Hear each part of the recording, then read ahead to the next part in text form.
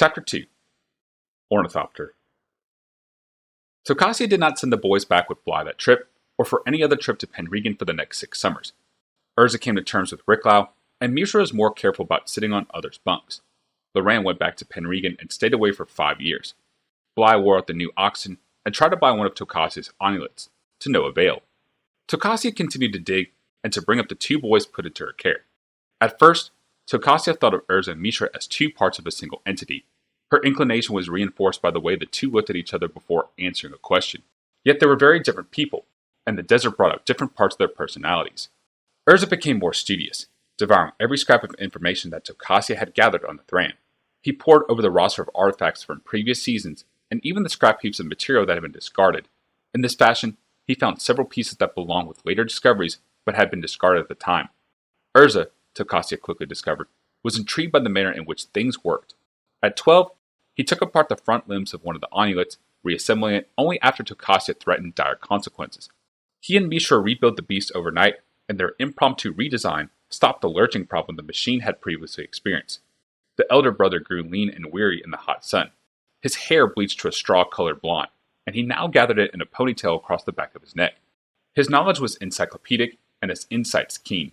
Mishra bloomed in the dry desert air as well.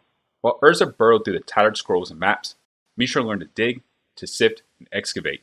The younger brother spent more time out in the field than did his sibling. He climbed among the exposed rock faces and dry washes. Soon, he could look at a proposed excavation site and hazard a guess on how deep the excavators would have to go before striking the Thran level of artifacts. More often than not, his guess proved right. Tokasia noticed that Mishra spent more time with the other students than did his brother, and with the Mauls diggers as well. After supper, while Urza hunched over a ligature of some skeletal artifact, Mishra was to be found at the diggers' camp, listening to the legends of the Falaji peoples. There were tales of raids, heroes, and desert genies, of great cities captured in bottles, and hapless souls transformed into donkeys. Mishra learned of the Thran as the desert people knew them, a race of demigods who would use their artifacts to create wonderful, terrible cities. Tokasia suspected that the diggers let Mishra sample their nabis, the powerful fermented wine spiced with cinnamon favored by the Falaji, but she said nothing. It seemed good to her that Mishra had moved from beneath his brother's protective wing. Urza, for his part, seemed to not notice that his brother spent more time with the others, so wrapped up was the elder child in his studies.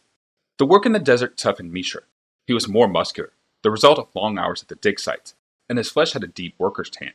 His dark hair trailed after him like a banner, ornately braided in the manner of the desert. He had wider shoulders and a stauncher frame than his elder brother, and could now handle himself in any scrap without Urza's help. Both boys were tireless workers, and Tokasia saw why Bly had tried to keep them. But something more than work bound them to her. Each of the brothers had an enthusiasm for his task that was contagious. Tokasia felt no need to talk to them as children. Rather, she spoke to them as trusted adults, and they returned her trust. Soon the pair were considered as vital and permanent a part of the encampment as Tokasia herself. Within 2 years, the young nobles arriving from Penregan were the same age as Urza and Mishra, and the brothers already knew the lay of the land. Remembering their own experiences, the pair always sought out the prospective bullies among the group and made it clear that no persecution of the smaller students would be permitted. Within another 2 years, the brothers were considered the de facto leaders of the student contingent, allowing Tokasia more time for her own examination of artifacts and their power stones. In the fall of the second year, word reached the camp via Bly's caravan that Urza and Mishra's father had passed on after a long illness. The word was in a terse note, quickly penned from the boy's stepmother. The missive said nothing about inheritance, and Tokasia suspected no mention would ever be made. She gave Urza the news first. He was working beneath Tokasia's tarp, clearing the dust from a device found earlier that day, driven by a coiled spring. Tokasia suspected it was merely a clock mechanism, but the young man had found carvings along the length of the spring itself, carvings that seemed to have a relationship to known Thran glyphs. When she told him of his father, Urza set his tools down and stared at the inlaid pearl top for a long moment. He rubbed his eyes and thanked Tokasia for the information, then picked up his tools again, suddenly intent on the device. Mishra responded very differently. When Tokasia gave him the news, he fled the dig site altogether, climbing up the side of the rocky tor above Tokasia's encampment. The old scholar thought to go after him, but Amal counseled against it. Mishra needed to work out his feelings on his own, the Falaji said. Still, after dinner, Tokasia saw Urza climbing the outcropping, and the brothers sat up there a long time, watching the glimmer moon rise over the desert. Neither brother mentioned the incident afterward, and Tokasia wondered what they had said to each other on the side of that rocky tor. In the spring of the 6th year of the boys' arrival, Loran returned, this time as an official representative of her house instead of as a mere student. She had grown as well, and was now a high-born lady with, Bly informed Tokasia with a wink and an unsubtle nudge, a string of suitors desiring both her hand and her family's monies. Officially, Lorraine was to survey the encampment for its recent accomplishments and to recommend if her family should increase the sponsorship of Tokasia's work. In reality, that decision could have been made back in Penregan. A growing number of young leaders of the various families had spent at least 1 year working for Tokasia, and fond memories now translated into hard currency. The Argivian crown did not care for Tokasia's work, the archaeologist knew, but the Argivian crown was weak and treated the matter as it treated everything else it did not care for. It ignored the issue. Loran made the long and difficult journey out to the encampment primarily to see Tokasia again, and Tokasia knew it. Most of the high manners and softness disappeared by the end of the first evening, and by noon of the second day, Loran was prowling alongside Tokasia as she moved from excavation to excavation. Tokasia had something to show Loran, a story for her to carry back to the other former students in the Argivian capital. There had been a sudden downpour the month before, a hard-hitting desert rain that had threatened several of the dig sites. Rahud, one of Amal's diggers, had heard from a nomadic family member that the rain had hit even harder farther to the north, and flooded out an old dry wash, revealing what looked like a threading machine. Rahud told Mishra reported to Tokasia, and within a day, the group had mounted a small expedition north. It was a device they found, and one definitely of Thrain creation. It looked at first like some sort of sailing craft, an impossibility in the desert. Long poles of ancient candlewood jutted from the exposed bank, to which had been attached what looked like a sailing rig. Urza examined it, and then, to Tokasia's amazement, confidently declared it to be a flying craft, something unseen in terrestrial skies, save only in the oldest of stories.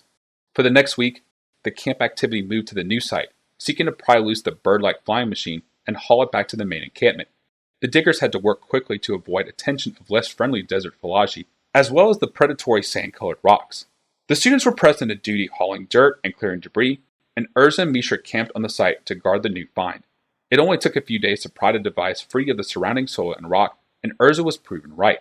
What Tokasia had thought of as sails were in fact wings.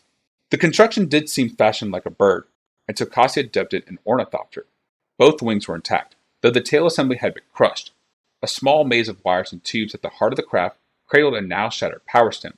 They got the ornithopter back to the camp 2 days before Loran's arrival, and Tokasia was glad to see the look on the young noblewoman's face when she saw the tattered remains.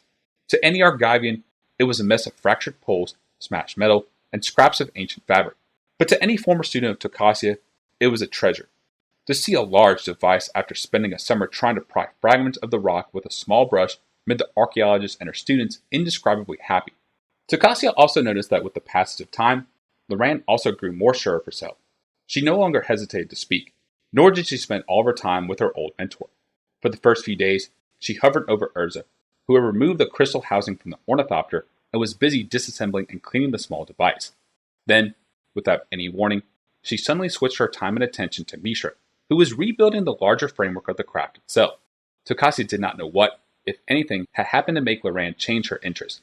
Neither young man ever mentioned her in the scholar's presence. The young woman returned to Penregan with promises of support for Tokasia and an order for light sailcloth, and the brothers returned to their work. Mishra had rebuilt the ornithopter's framework, but the nature of the tail assembly defied him. Almost by unspoken agreement, Urza took over the reconstruction of the glider, discovering what wires went where and how they would function in flight. It was Urza who discovered that the sail-like wings had to be ribbed with thin shoots of candlewood in order to maintain their form in flight. For his part, Mishra confirmed that by bringing slender boughs of snapped wing ribs back from the dig along with strands of frayed wire. Urza saw that the wire was better for controlling the shape of the wings than mere rope, and another order was placed with Bly. The two young men spent hours together poring over the design, trying to determine how the tail assembly would function. In all, it took 8 months for the ornithopter to be rebuilt. The key was the box of wires and discs that served as the craft's engine. Urza, Mishra, and even Tokasia did not know exactly how the small engine could power the large ornithopter. They only knew that it did. Urza used a small wheat crystal that belonged to the Su-Chi to power the device. It was the last day of the year, Mishra's birthday, when the craft was ready at last. The day was surprisingly warm, and a soft wind blew from the desert. There was some debate over who would get the honor, and the danger, of the first test flight. "I should do it," said Urza. "After all, I understand the workings of the power crystal cradle." "I should do it," countered Mishra. "The flight levers controlling the wings are mulish, and they need a strong hand to keep them in line." "I'm lighter," said Urza. I'm stronger, snapped Mishra. I am capable of holding levers in place, said Urza. And I understand the power crystals as well as you do, added Mishra quickly. I am the elder, said Urza smugly. And it's my birthday, shouted Mishra, the blood rising to his face. So we are equal. Tokasia looked at the two young men and let out a deep sigh. Such disagreements were rare, but were severe enough to trouble her. At last she said, If you cannot decide, then I will have to risk my ancient bones in this device. The two young men stared at Tokasia, then looked at each other. Each simultaneously pointed to the other and said, He should fly it. In the end, they flipped a coin. Urza won, and Mishra did a passable job of containing his disappointment as the last of the preparations were made. A wide level place had been cleared outside the stockade gates for the craft. The blond young man climbed into the housing at the front of the ornithopter and slowly depressed the two main levers, engaging the arcane crystal within the maze of gears and wheels that he had lovingly rebuilt over the past months.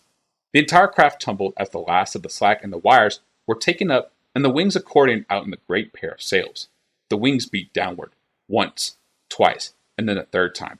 The ornithopter gave a small hop on the third beat, and Tokasia saw Mishra start as well. The younger boy said nothing.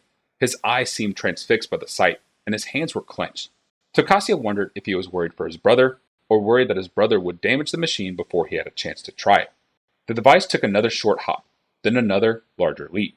Just from the heavy beating wings blew in all directions, and the students retreated, covering their eyes and mouths from the swirling sand. One last leap, and this time the ornithopter did not come back down. It was aloft, its wings straining against the warm air. Tokasia and the other students could hear the wires singing from the strain as the small craft, like a fledgling rock leaving the nest, leapt into the air. The ornithopter climbed into the sky, and there was a sharp clatter as Urza threw the locking mechanism into place, fixing the wings into a solid, gliding surface. Urza was aloft for 10 minutes. He circled the encampment twice, and there was suddenly a 10-second when the craft suddenly dropped 10 feet, but it quickly climbed again. Urza circled one last time, then set the ornithopter back down on the pad of level sand. The wings unlocked and beat as he landed. The candlewood supports groaned, but held the craft upright. Hit some colder air, he said briefly to Tokasia. Apparently that had some effect on its ability to keep aloft. Let me try, said Mishra. Urza did not move away from the device. We should check all the couplings for wear, he observed, still speaking to Tokasia, and the struts for fractures, not to mention the integrity of the power crystal. Mishra looked at Tokasia, his face clouded. Urza, said Tokasia softly, let your brother use the ornithopter. Urza opened his mouth to argue, then looked at his brother and silently stepped aside. Mishra piled into the flying device. Urza leaned into the housing. The right lever sticks, so you'll have to muscle it, he said. Mishra only grinned and shouted, Stand away. He flung both levers into place, engaging the wings. Urza backpedaled quickly out of the way of the huge, beating wings. Whatever sand had not been chased away before now was spun in a cyclone of wind. The ornithopter went almost straight up in a single bounce. The entire encampment could hear the sharp creaking of the candlewood struts and the high-pitched whine of the wires passing through metal loops and pulleys. Urza grimaced as if the sound physically pained him. It would have been better had we checked out the craft before flying it again, he said to Tokasia through gritted teeth. Better, but not wiser, returned the old scholar. Mishra climbed 100 feet, locked the wings, then forced the craft into a swooping dive over the encampment. Sheep and goats in their pens below let out frightened bleats as the ornithopter passed only a few feet above them. Mishra pulled back on the levers and re-engaged the wings, and the aircraft climbed again. Do you think the craft needs a lighter pilot now? Said Tokasia. Urza shrugged. Actually, I think there's enough pull in the wings to take 3 or 4 people aloft at once if we expand the housing. So the argument that you should have flown it because your Elijah was disproved, pressed the scholar, smiling as she spoke. Urza winced, but said nothing. Mishra circled the encampment twice, as Urza had before. Tokasia imagined that the lad was searching for the same spot of cold air so he could hick off the craft as had his brother. She did notice that while Urza had concentrated on keeping the craft level, Mishra continually swooped and dove, banking in one direction, then the other. Then Mishra flew over the camp once more and headed the craft westward into the deep desert. The form of the ornithopter became a blur, then a speck on the